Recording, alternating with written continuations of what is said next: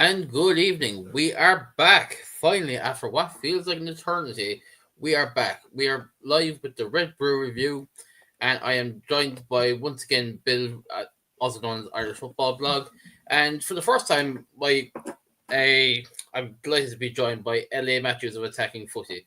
LA man, how are you? How you doing, boys? You all right? Oh, we're all good. Bill, how are you? Bill's on mute. Oh, it's a rookie error. Oh, Bill. The roasting him already. Let's go. I have a thing. I'm amazing. I love United. What could be better? But as of course, every day is a United day. Sky Sports News would not be where they are today without Manchester United. So we will kick They'd be owning United. They should be owning United, wouldn't they? You are just straight. No, that's actually not a bad show because straight off the bat, Bill is better than this. Usually, Darren does this. I'm not that bad. I'm always on mute. Or sorry, I'm never on mute. Nice. Sorry, I'm never on mute.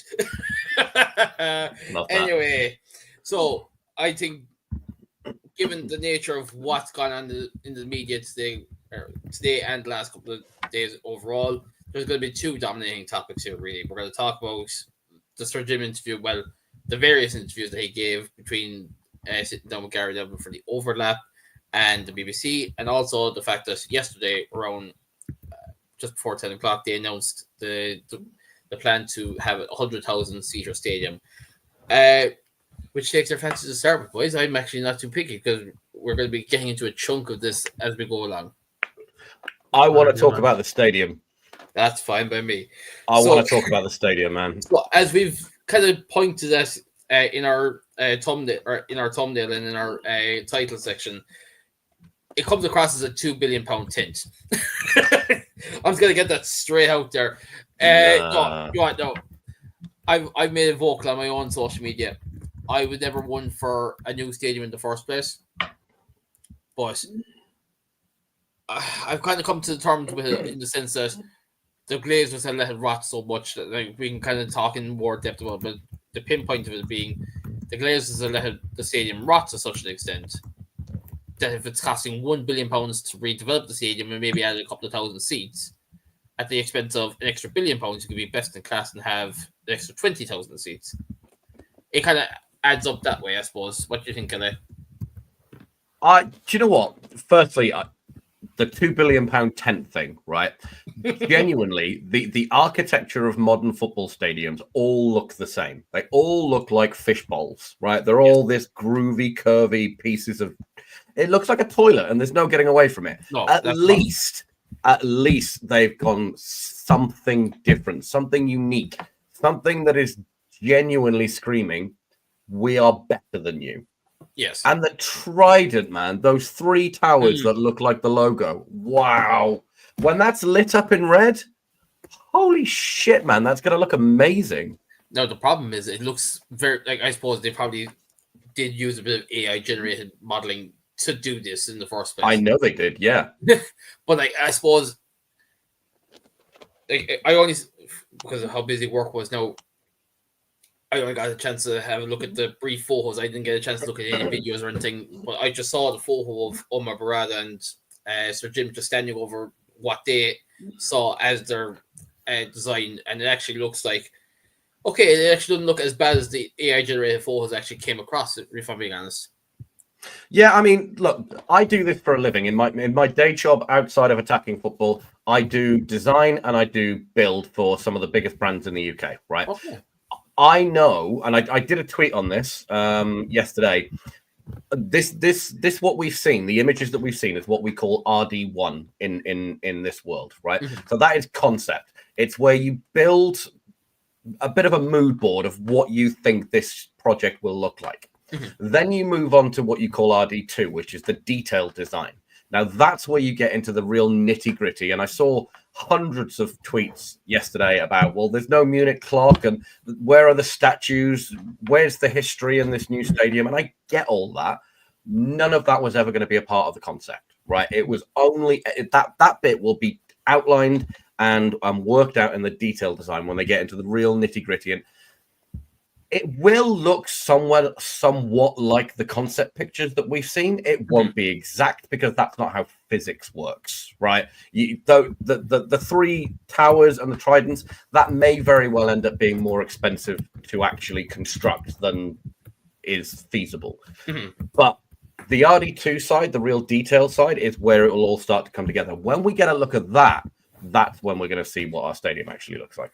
And I suppose I was giving a listen to, on the journey home from work today, I actually listened to Talking Devils Extra from The Athletic, and they kind of talked a bit more in depth as to how in around the ground things are going to look. And one thing that kind of irked me, and I suppose again going on off of what you said in your job as RD1, this obviously won't be included, but what they're saying is that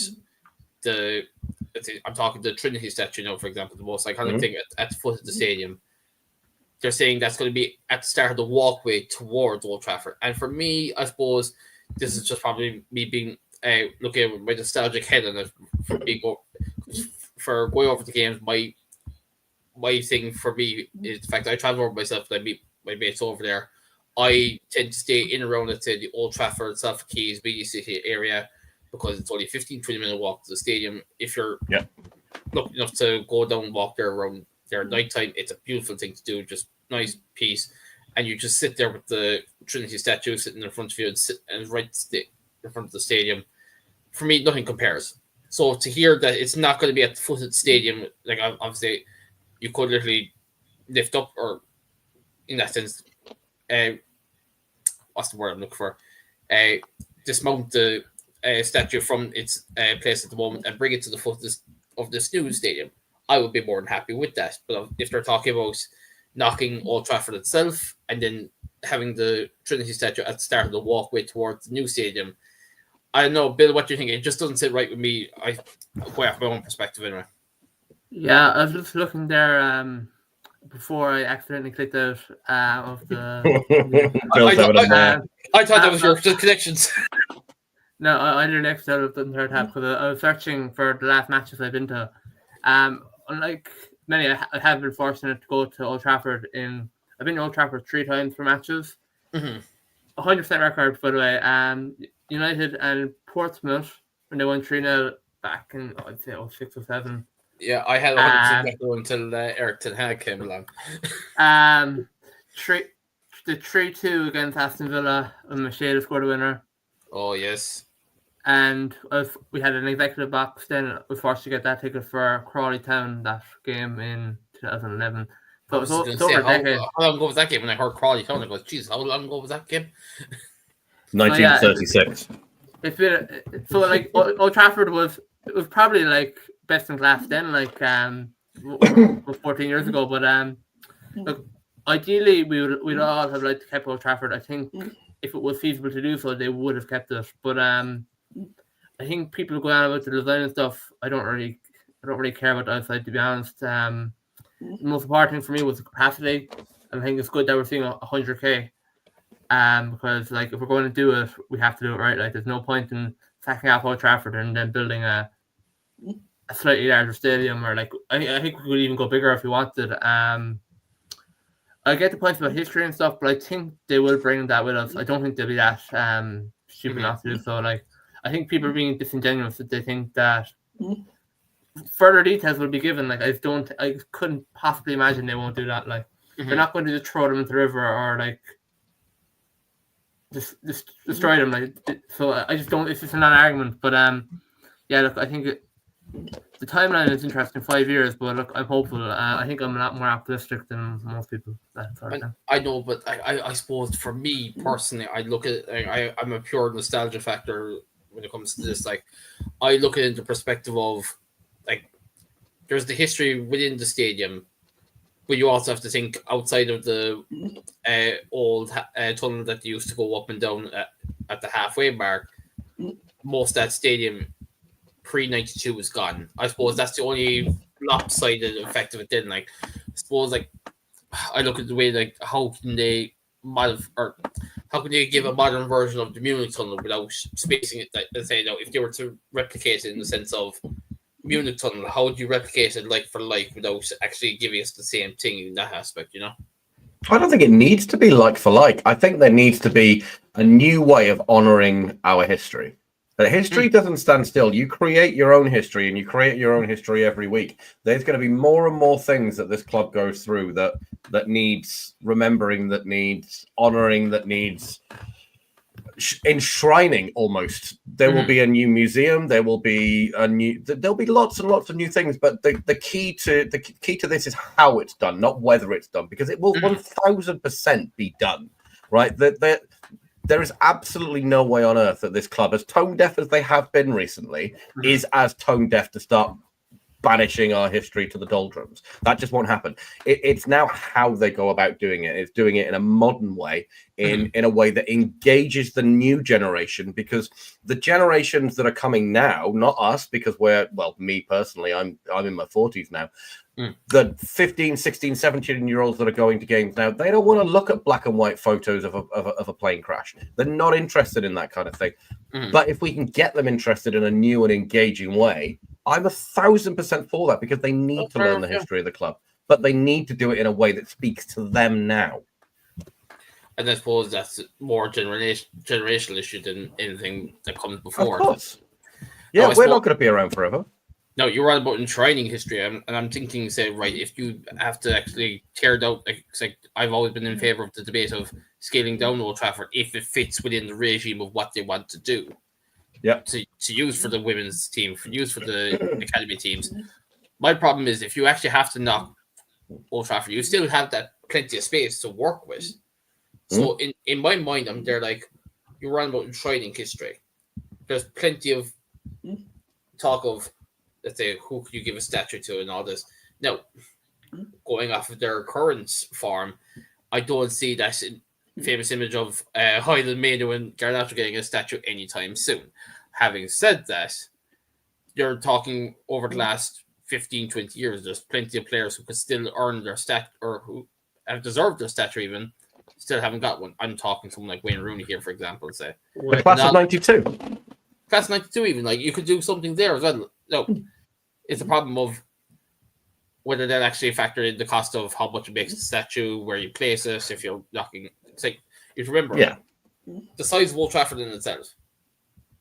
You get, let's say, I'm just sitting out by the Trinity statue, I'm looking up, and my neck is getting a crick just looking up at the size of the infrastructure.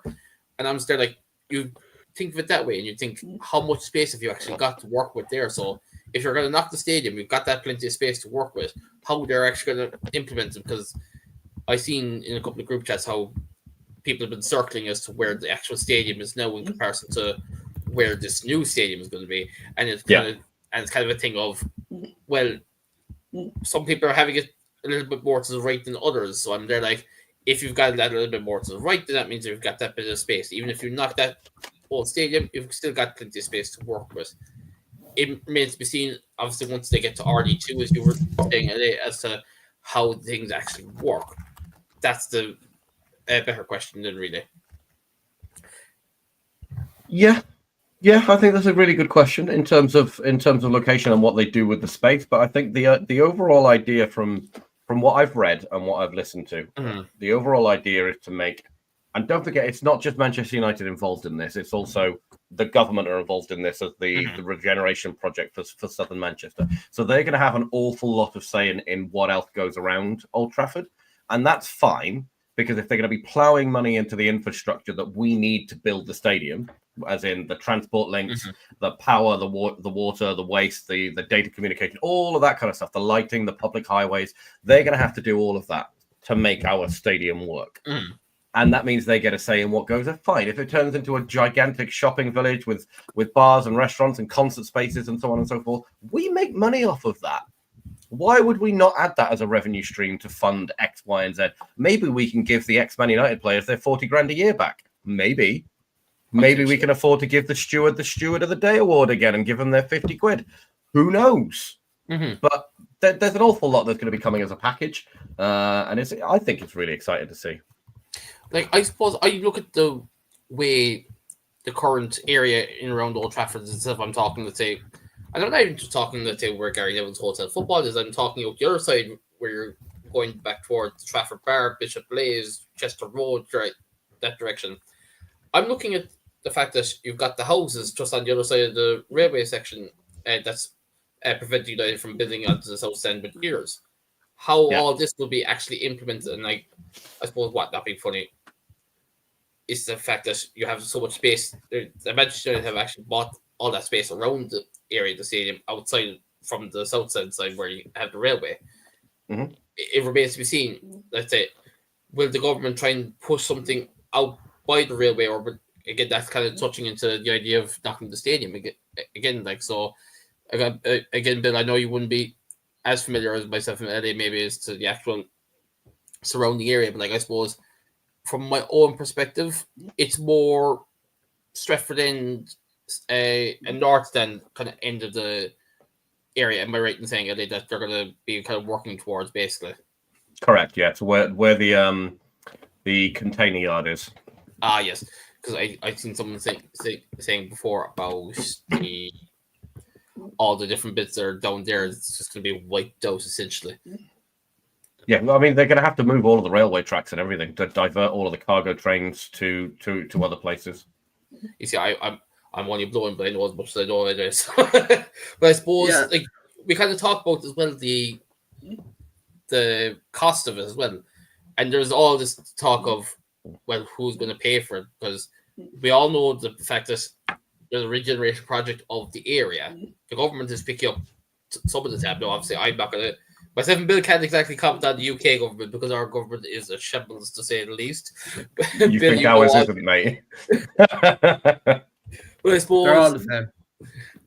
They're all the same. Let's be honest. They're all varying degrees of the same thing. But I suppose Andy Burnham, when the fact that he was on board from day one, himself and Sir Jim were kind of talking on the same wavelength of best in class. You kind of had that idea that the new stadium was coming when they were talking best in class, and they're like, yeah, you can't really get best in class no matter how much you redevelop a stadium like Old Trafford.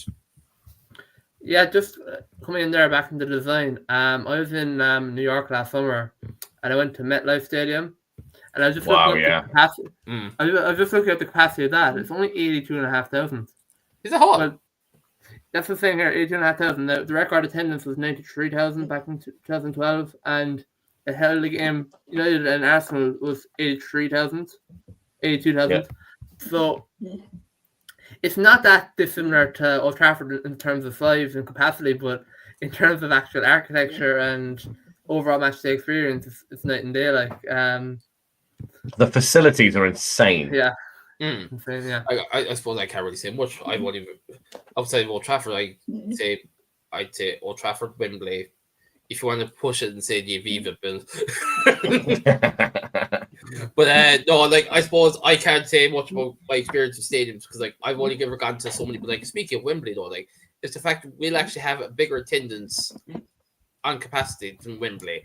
Like, and I suppose I don't know what I don't know about you, Bill, because I suppose fair enough. As I said in my own social media, I said that like fair enough. United have the biggest club football stadium capacity as things stand. But it's the fact that you have a stadium that's being concepted now that's going to be bigger than Wembley, full stop. And I know, like, I suppose, does it take away the joy of people going to Wembley if they get to go to Old Trafford every week and see 100,000 in the stadium every week, you know? Who cares? Honestly. I think the joy of Wembley comes from its rarity, the fact that very few people get to go and play there. Whereas the United players and the United fans will be going to Old Trafford every week. I think Wembley will still be special because of the occasion, because of how rare it is that you ever get to go there. And it's still going to be, quote unquote, the home of English football, as it were. I suppose, like, I brought that point because, like, you look at the way that the FA Cup semi-final now is at Wembley, and I've heard people say it takes away from the glories of going to Wembley. I suppose, like, I do disagree with that. Yeah, it's like fair enough. I was fortunate to go to the to Wembley for the unfortunate FA Cup semi-final last year, but we won't speak of that tragedy. Yeah. Enough said. You mentioned an interesting point about the financing of the stadium and the government picking up some of the tab for the regeneration. So I can speak a little bit about this. I've got a lot of friends that work in this area, some on Twitter, some in real life, and the government will be picking up the tab for the whole of the regeneration project. All of it. And the United will be picking up the tab for the stadium. And there's multiple different ways that they can go about financing this. It will be the club picking up the tab, 1,000%. Andy Burnham said today, I think it was on the BBC, 100% all funding for the stadium comes from the club, not from the government in any form. But I think there are probably three realistic ways of funding it. It's either going to be bank funding that gets repaid, which is leveraging more debt onto the club. And there's two ways that they can do that. They can either load it onto the club itself, which is already really very well debt-ridden, as we already know, or they can load it onto Ineos itself, and Ineos can take the financial bearing of, not Ineos, Trawlers, because Trawlers are the holding company that owns all of Sir Jim's shares, right? The other option is that there is a split between Sir Jim actually putting in his own money and a combination of funding from other places. There are some caveats with that, in that Sir Jim would be then adding value to the club with his own cash, whilst also increasing the share price, which would make him have to pay more money to buy more shares, which would be a ridiculously stupid move. He would be intentionally making it more difficult for him to buy the club outright when he then decides he wants to. So that seems unlikely. And then the third is just straight sponsorship and an equity investment from external partners. So those are the three really realistic options. I have a feeling, and from talking to those who work in football finance, that it's probably going to be the last one. So it's probably going to be a conglomerate of investment from external people who have access to things like naming rights and so on and so forth that ends up funding the stadium. And $2 billion really isn't actually that big of a cost in the greater scale of it, I suppose. Yeah, I mean, it's a stupid number to you and I, but when you're talking in the world of football, $2 billion isn't massive, considering that. I mean, Spurs I think paid 1.8 for their stadium, and it's half the size. I was going to say, I've heard so many people talking about the Tottenham Hotspur Stadium, and I actually don't even know what the full capacity is. Like 60,000. 60. It's 60. Yeah, it's like, there you go. You're just like, people, like, even what the Everton Stadium is it only pushing 50? Is it? Yeah, it is. Yeah, and like, in fairness, like, this is what I'm saying about the modern stadium. It just expands out so much, and the seats go higher, but it's actually not as big of a capacity, and that's what irks me about the modern stadium. And I suppose I looked at Wembley. I was at the very tipping point in behind the United end of the semi-final there last year, and in fairness, you could just see the entirety of the ground, and it's a great view. But I'm still like, imagine being here every week. Like, it's kind of more spaced out to fit that people in. Like, it didn't sit right with me, I suppose. Like, I suppose I'm probably so used to being crammed into my seats at Old Trafford that it kind of goes that way. But I suppose even, I can't remember who mentioned it on a podcast previously, but someone mentioned about how the fact that the seats are all crammed in, that's how they managed to get so much into Old Trafford. Because, like, by and large, by the actual, I can only go off of what I'm hearing, but going by the size of Old Trafford itself in terms of the actual surrounding, it's not as big as some stadiums. But because with Sir Alex Ferguson goes up 3 tiers, you've got all the seats kind of crammed in, and as such a space, you're able to fit that capacity in a bit more. Am I correct in saying that? Yeah. Because, like, even walking around Wembley, like, fair enough, I know that's a 90,000 stadium compared to the current Old Trafford, that's like 76 or whatever it be.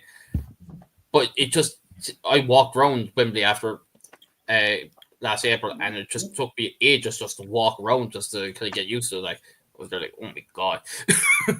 The footprint's huge, yeah. I mean, there are other ways of bringing funding in for the stadium as well. I've just reminded myself, so I googled it.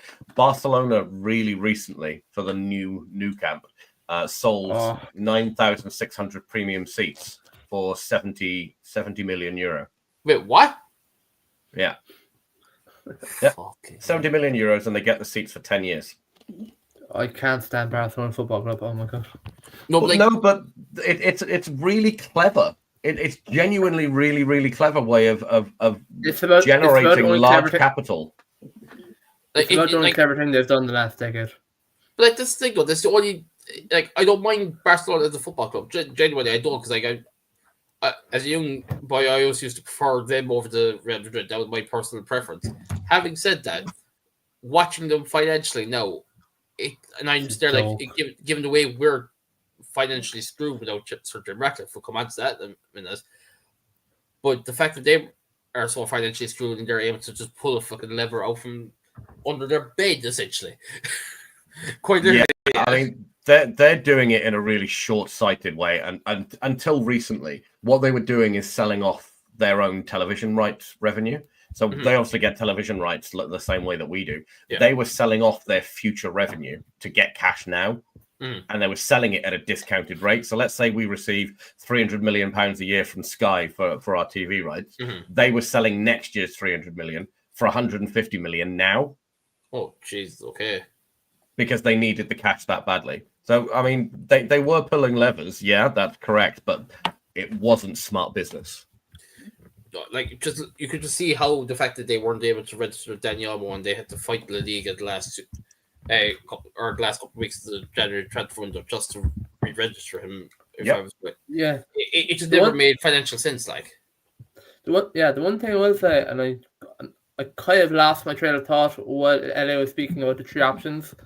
But the one thing is, if Ratcliffe owns 27% of the club, and all the problems are probably being pinned on him at the moment, rightly or wrongly, but under the Glazer ownership, the Old Trafford would be theirs, like it was owned by the Glazers, would say.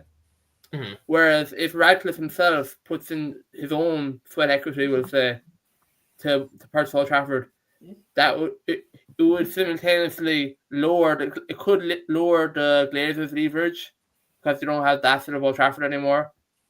What else was strengthening his leverage? The Glazers own the club, so they would own the asset of the new stadium as well. Oh, okay. That was actually a good question. I didn't even think of that, actually, I'm being honest. But that does raise a really good point, though, because Ineos could build the stadium and own it under their own holding company and then lease it back to Man United. That is an option. Yeah, that's what I was thinking, Yeah, that genuinely is an option. But I don't think Old Trafford in and of itself is an asset that's worth anything because they couldn't sell it to anybody because it doesn't really exist. Yeah. And I suppose, like, the fact you mentioned that the naming rights, it just irks me because someone said to me today, "Oh, what about New Trafford?" I'm there like, "Are you going to get the Manchester City Council to fucking rename the tram stop, the cricket ground, everything that goes with it? Are they going to call that New Trafford? Are they? Yep. Fuck, honestly, they will. If they got that done, I swear on my life." Like, at the end of the day, no matter what they call it, it'll always be known as Old Trafford. Like, people, like, they literally could call it New Trafford. But they just think, to me... The Old Trafford is the one we have now. The new stadium can't be Old Trafford, like... But see, like, how much sense does it actually make if you were to go from Manchester... Let's say, right, stadium's built, everything's fine and dandy in about 5-6 years' time. You're in the Manchester City Centre, and you're at, let's say, not being funny, you get a tourist or someone like that could be up to you. Sorry, how'd you get to New Trafford? Oh, you go on the Old Trafford tram line, like it could be something as simple as Manchester United Stadium, like because like Tottenham did. For me, calling it Old Trafford, it's not Old Trafford, like. No, but you see, right, here's the thing, though, like calling it like you were on what the Manchester Stadium there, like, or sorry, Bill, whatever you actually called it there. If you remember, for a while, the Etihad, I believe, was once upon a time called the City of Manchester Stadium. Am I correct in saying? It was, yeah. Yeah, because it was under the Commonwealth at one point, yes. I'll just on that, let me give you not a recent example, but an example of a stadium being renamed and the money came in, but nobody ever bothered saying it. Okay. The Millennium Stadium in Cardiff. Oh. The Millennium Stadium is actually the Principality Stadium officially. Because Principality bought the rights to it. What nobody does is call it the Principality Stadium. It is the Millennium Stadium. So even if we called the new stadium New Trafford or the Snapdragon New Trafford, right? Everybody's still walking around because Manchester United's brand is so synonymous and going, how do I get to Old Trafford? Because everybody will know what you're talking about. They're not going to go, oh, I've never heard of that. That's been knocked down. I don't know where to send you. Yeah. So it's not that much of an issue. Like for me, I suppose it's those kind of little things that really kind of bug me. I'm still like I said at the start, I'm a pure nostalgia nerd when it comes to those kind of things. I'm still like those kind of things just don't sit with me. Just a little bit distracted, boys. Vinny Jr. has just smashed a penalty 70 yards over the bar against Atletico. So he's done a Diego Dallo. Oh, it's insane how bad that penalty was. Wow. Darren, Okay, sorry. You see how your opinion and the law have changed since the first time we spoke to now? A lot of people change their mind on the law, but okay, and if for context, I have an affinity with Diogo Dallo because when he was signed by Jose Mourinho, I absolutely loved the boy, and I didn't know enough about him, but at the same time, I just saw what he did in a couple of games, and under Mourinho, and then when Ali came in, and I was there like, no, this is it, this is my boy. Has my opinion changed on him? Yes, because I have cursed that man's name under the sun every fucking game. I think he's the worst right back I've seen play for a club. Like, no, like I would still stand by him because at the end of the day, he is. I'm not going to ever compare him to Bruno, but in the sense of he's Mr. Consistency in terms of lack of injuries and everything goes with it. For as much as he's run himself into the ground, I will kind of give him that little bit of credit in the bank. Other than that, I have cursed his name every fucking game. I could do a full podcast on Diogo Dallo. I genuinely could. And it would not be a pleasant watch. You'd have to put a parental advisory sticker on your lens, I think. And then let's put it this way. If we put you talking about Diogo Dallo and Keane talking about Rasmus Højlund on one podcast, I don't even want to think of the repercussions. It would be nuclear, yeah. 1,000%. Julio, that's next week's show. Oh Jesus, here we go. But actually, before we're kind of going to segue into the Sir Jim interview now. But I want to ask one question to segue in as we're talking about Sir Jim and finance. You were saying there, and I suppose it kind of goes back to the cost of the regeneration project. People will kind of bowl everything into the one day. They will just hear Old Trafford regeneration, and they'll expect the question of, like I was saying at the start, who's picking up the tab? And there was this whole thing of the government versus the club. The fact that Andy Burnham's actually have to come out saying, look, stadium wise, it's all on the club. Everything else is us. I think that might, to anyone who actually has a brain cell that kind of understands what's going on and just doesn't look at clickbait titles, they will see, okay, the whole area is being done up. The government's picking up the tab in some aspect, but the rest is on the state or rest is on the club.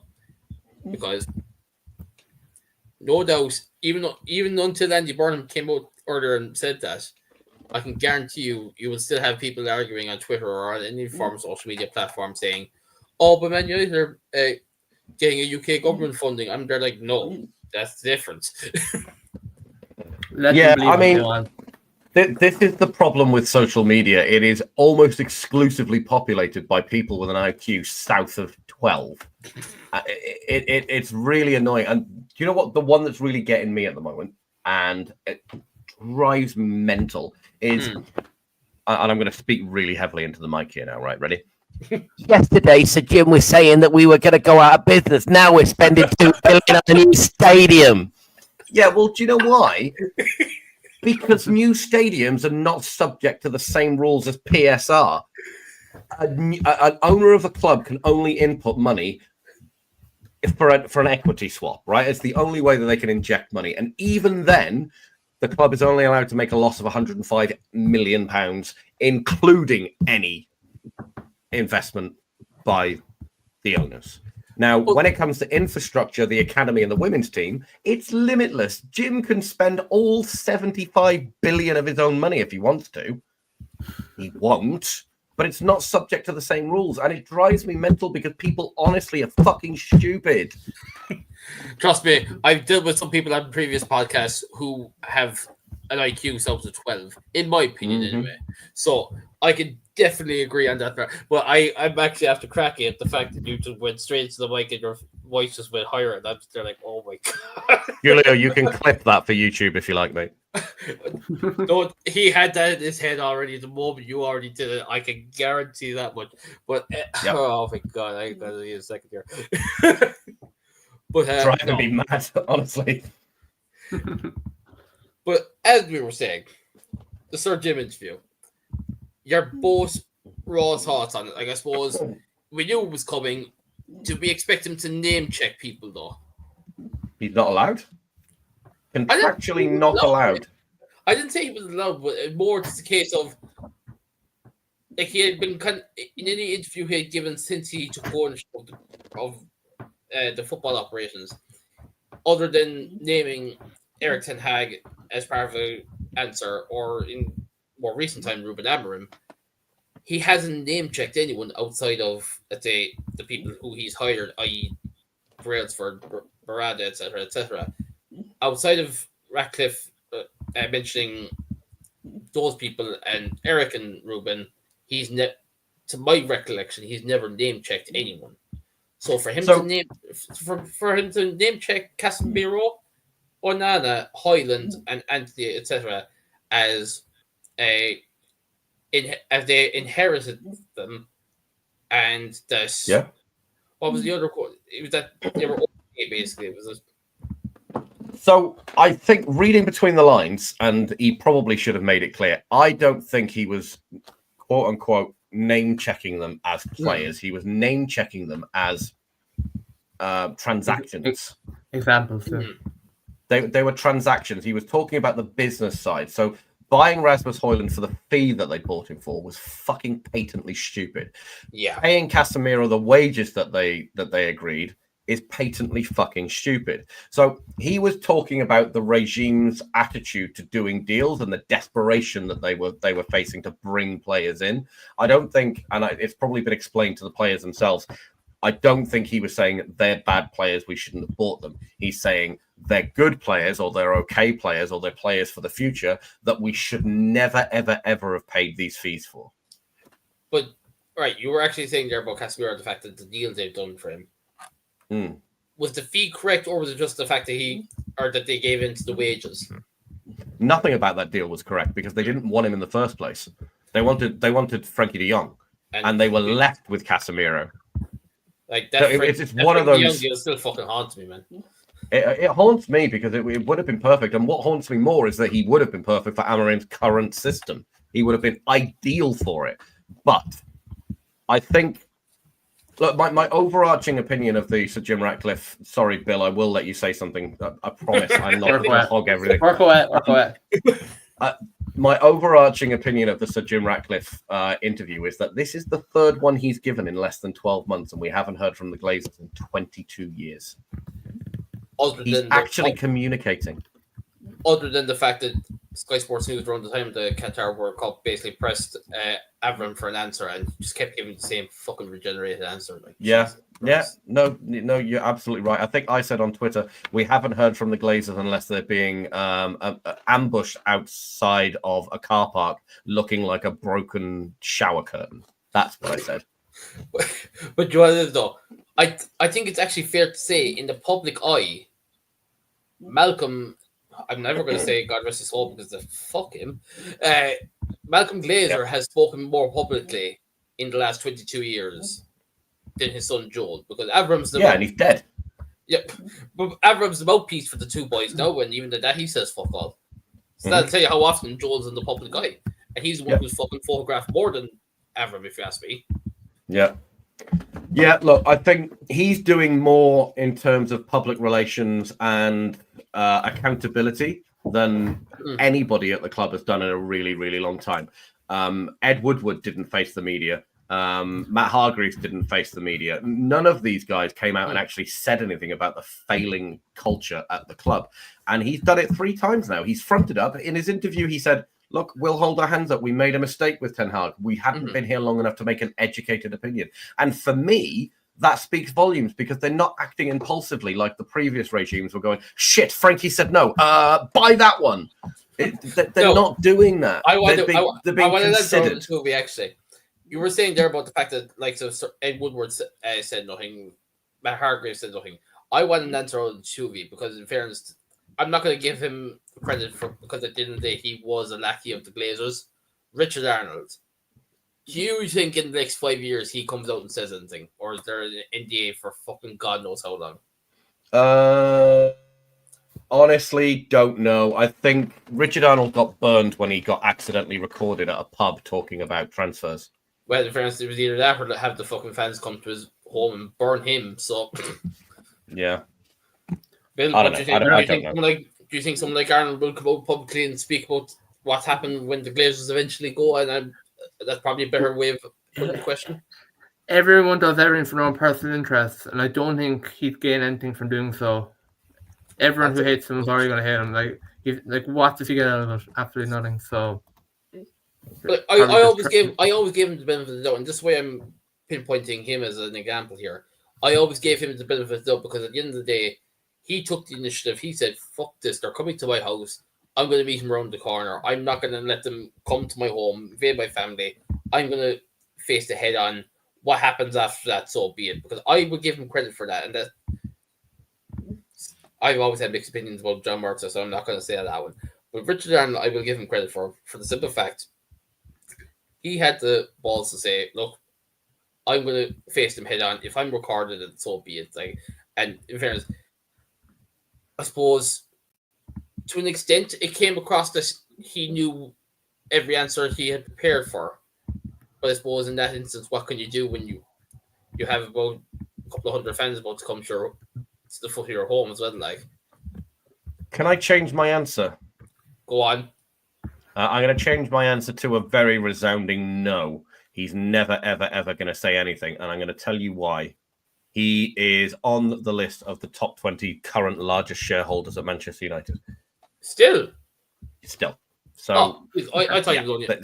There you go. He's never saying a fucking word. Oh, well, if he's one of the largest shareholders, I think that's your answer straight there. Then, but no, what are your thoughts on the fact that that Sir Jim was open and honest about the idea of coming out and saying, "Look, if it wasn't for my 300 million, we would be, or the club would have been broke. We would have been out of cash by November, December." It just sounds shocking. Yeah, it's reality though, and I think he did everything he could without naming the Glazers. Yeah, he obviously still maintains a working relationship with them, whether he wants to or not, doesn't want to.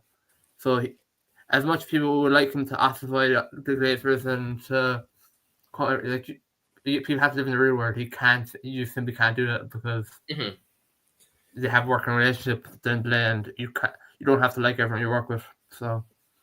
There is also a clause in the purchase agreement that says they are not allowed to publicly criticize each other. And there are penalties. It's not like the Glazers were going to come out publicly and say anything at all. If Ineos start doing a really bad job and they're interviewed on the side of the street going, "Look how badly Ineos are doing," and he goes, "Yeah, I know, they're a bunch of dickheads," there's a financial penalty in place for that. Oh, fair enough. And I suppose I will ask one question of you, is because you might have a bit more insight than myself and a bit of mice. Do you I go back to the protest now against Arsenal there during the weekend. Do you paint Ineos in the same brush as the Glazers because of what's going on, or do you separate? Fuck no. That would be like going up to the scene of your house burning down, looking at the man with the matches, looking at the man standing next to the man with the matches with the fire hose, and going, "You made my house wet." What? When you put it that way, look, I suppose I see people making the argument that Sir Jim is running the club down, and I'm there he's trying to implement something to counteract what's fucking gone on the last 20 years. And I said, it's not like it's ever going to fucking happen, but the Glazers putting in 200 million of their own fucking money for once in a while might actually implement some change in the fucking club.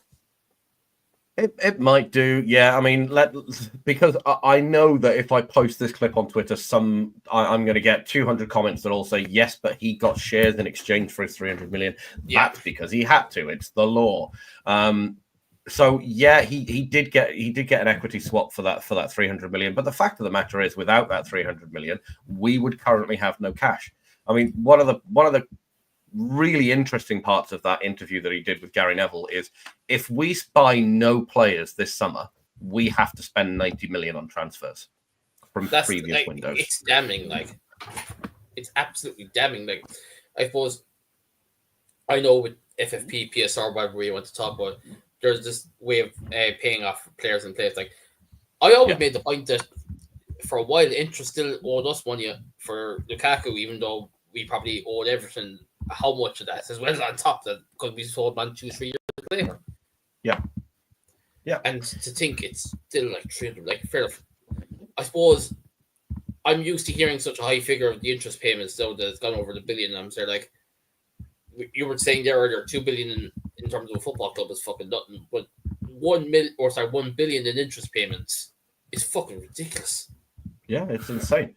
It's insane. It is the most debt-ridden club in world football. There is no doubt about that. And servicing that debt, it is what is restricting us in a lot of different things. Whether it be entering the transfer market, whether it's the staff that we employ, although we admittedly employ considerably less now. It affects an awful lot of things, and it means that we are, by revenue, the richest club in the world, by debt, the poorest club in the world, and that is a very interesting title to hold at the same time. That's just... I'm going to say that to someone who worked... What's the quote? What's the quote? We can do things in the transfer market that no one else can think of.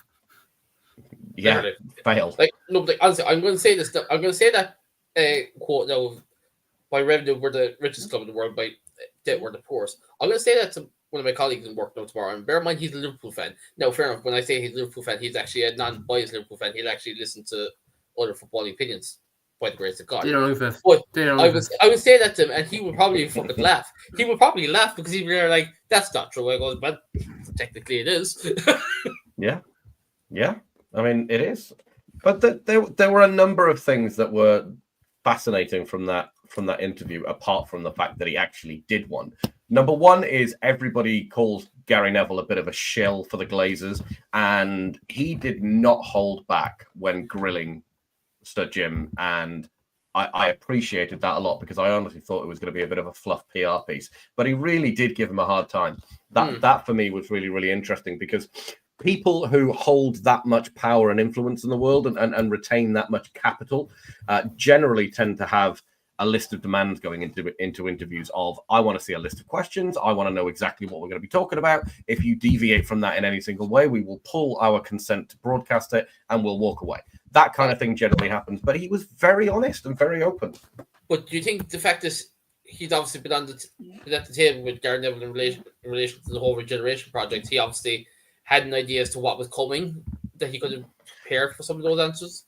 No, because I've sat in those kinds of meetings. Like I said earlier on in the show, I do that for a living.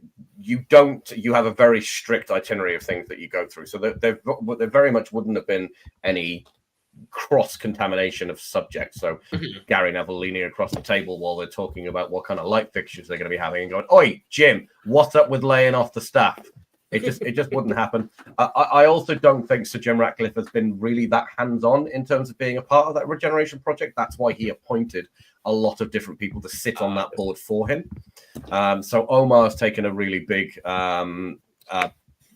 chunk of the responsibility for that, alongside people like Sebastian Coe, Andy Burnham, Gary Neville, so on and so forth. He's appointed people to do this stuff for him, and that's what really great businessmen do. They delegate people. So someone as rich and as successful as Sir Jim Ratcliffe, he doesn't have to be good at everything. But what you have to be good at is managing people and hiring the right people or finding the right people to do the bits that you can't do. You don't have to be the smartest in the room. You have to hire the best in class. That's a good way to put that now. But any further to add before we go on to our final topic to close out the show? That's a fun topic. Go on to it. El Capitano, Bruno Fernandes. So we're going to talk about Bruno. I will make one point, right? One. I know people can criticize the cuts that are being made across the business, and would say like how €40,000 for the charity was gone, for example, and then they're going about how Casemiro and Bruno and all them are on 250,000 a week. Like, they operate in different budgets. Like, you can't compare the first team budget to the budget you spend on stationery. Like, everything has a scale across the business, and I don't think it's really it's being facetious if you want to make the argument that we're paying players 250,000 a week and then cutting staff's wages in lower departments. They operate in different scales. No, And if you're streamlining one area of the business, you have to streamline all areas of the business, whether popular or not. that was actually something I did mean to bring up. And I don't have a mic like you, and so I can't just lead into a mic and go ahead and pitch your voice. But what I will say is, what? Yeah, this might work. People who think cutting contracts doesn't affect the budget for the transfer window are off their fucking trolley. Oh my god! Right, I had to get that one off my chest because I had an argument with someone on Twitter yesterday as to why they said, "Oh, but if you cancel their contracts and terminate their contracts, everything's okay." I'm there like, no, we have to pay out the remainder of their fucking contract.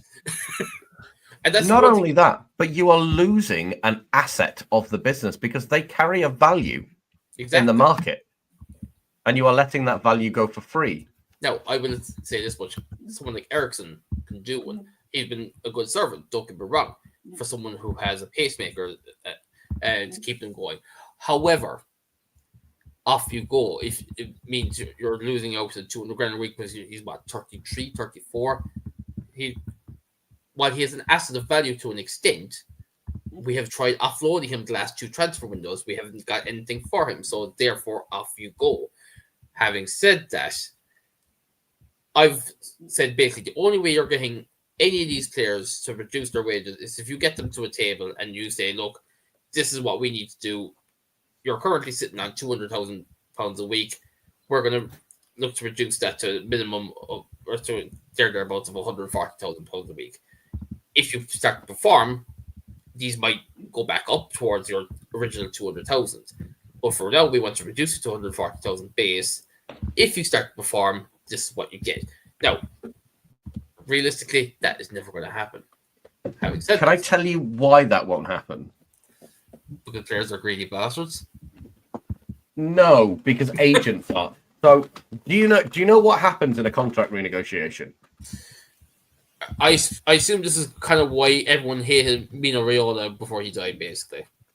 They hate him after he died too. It's not conducive to him being breathing. He's still a dickhead. But when you negotiate a contract with a player, you have to have an agent involved. You have to have a lawyer involved, and all of these things cost money. So you also, when you get a new contract, you have to renegotiate bonuses, and you get a signing bonus as an incentive to sign your new contract. If you did that for every player, you would end up spending more money than it would have cost you to save the original contracts in the first place. Oh, okay. That makes more sense. And like I said, we will segue into the heated debate of Bruno versus Roy Keane, captain versus captain of the past. Yeah, let's do that. We'll keep the one short and sweet because, in fairness, we don't want to run over time either. But I suppose this is a topic that did need to be kind of brought up after the way Keane has. And I'm not even going to just target Roy Keane because at the end of the day, myself and Bill are too pro corporate and same as Roy Keane. We don't want to lambast him too much. But in fairness, oh, look, fair enough. You may want to. We have to defend his honor some bit. At the end of the day, he is the forefront of outside of Gary Neville because at the end of the day, with everything going around the regeneration project, fairness to Neville, he's kept his mouth shut. I'm talking like of Keane, Scholes. In fairness to Hargreaves, to Owen Hargreaves, he'll kind of keep himself somewhat. I don't like him. You want to know? I've kind of warmed up to him over a while, and I know we said this on the last one, but I've kind of warmed up some of this. I'm talking former ex-United players. They like to bite their teeth into some of our current players just because they don't have the same glory as they did once upon a time. And I suppose it kind of goes back to the whole thing of social media. You see that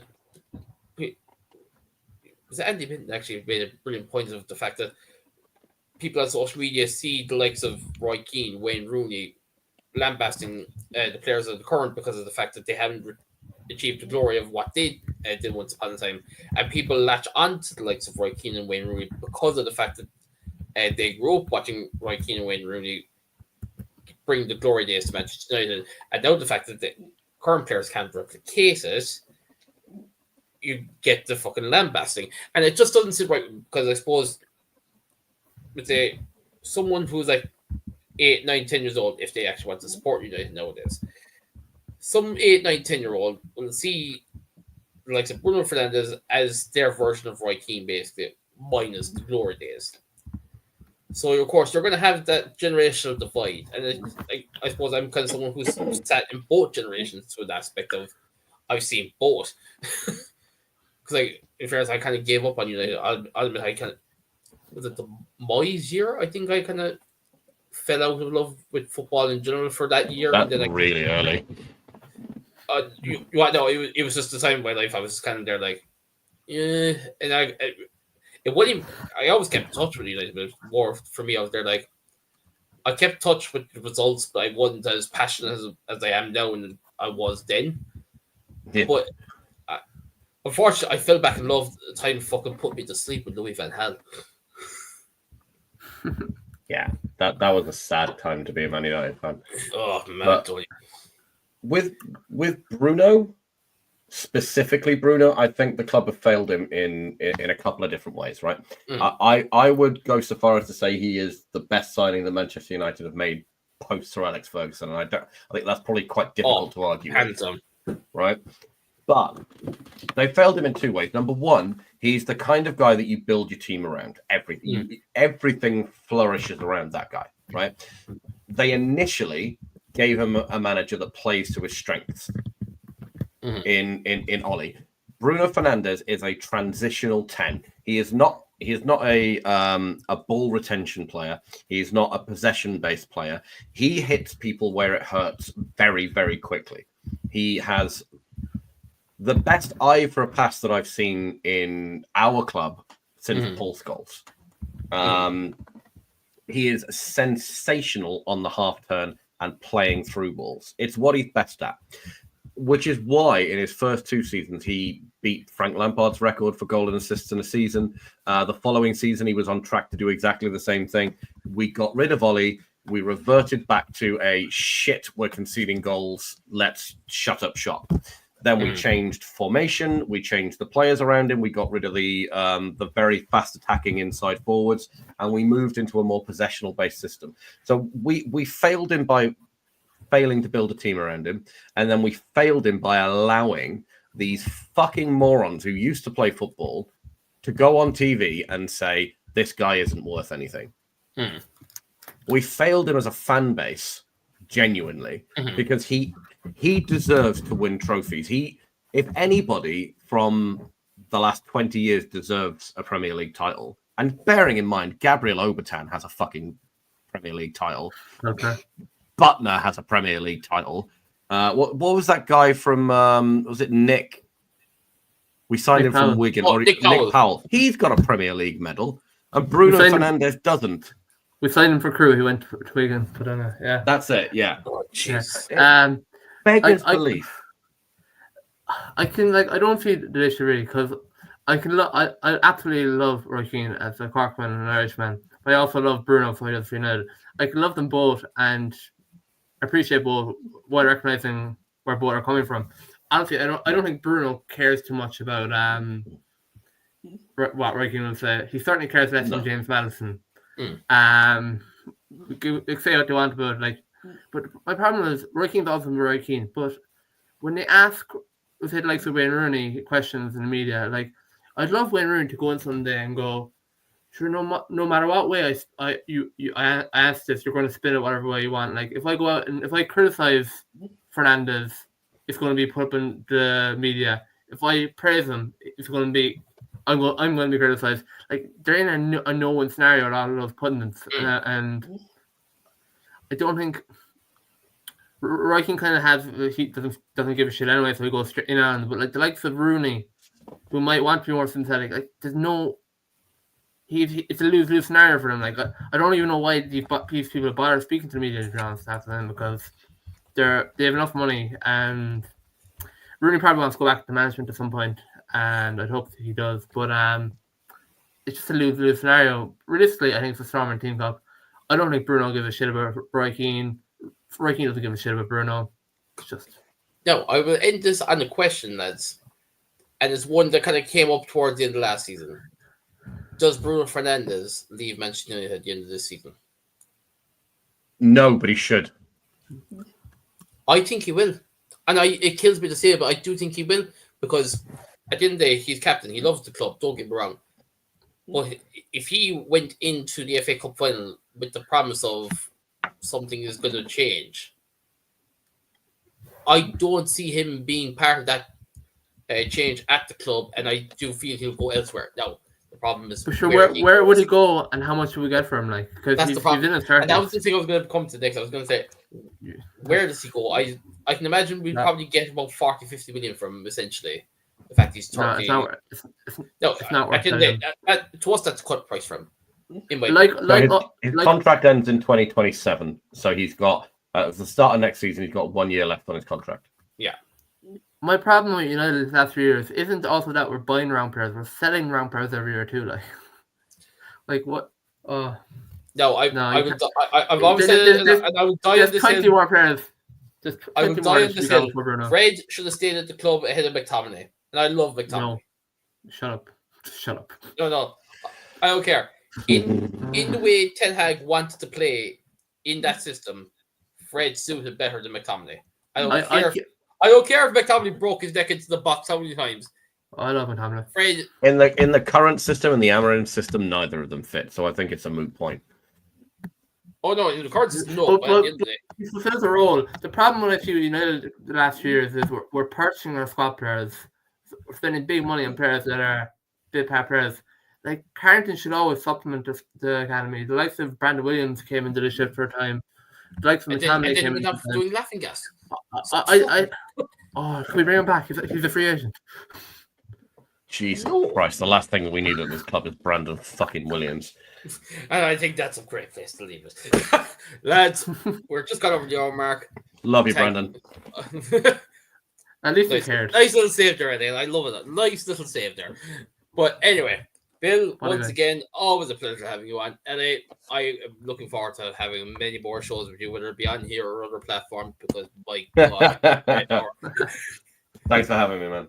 Julio, thanks for being in the comments. Anyone who watches this video, once we finish up this live stream, join the comments. We might engage. We may well engage because we love talking football.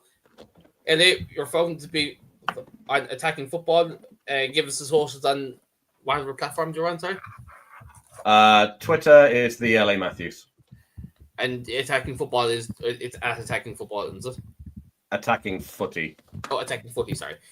Bill, of course, you are Irish Football Blog, so you're on Twitter anyway, and is that all you're on?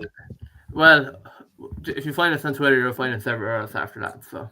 Oh, but there you go. On Twitter. At Blog Irish, and then of course myself, I am at Derek Cash on Twitter, and of course follow the Red Brew Review all of our social medias. We will be starting to use the TikTok a bit more as well, so we'll be getting that generated a bit more.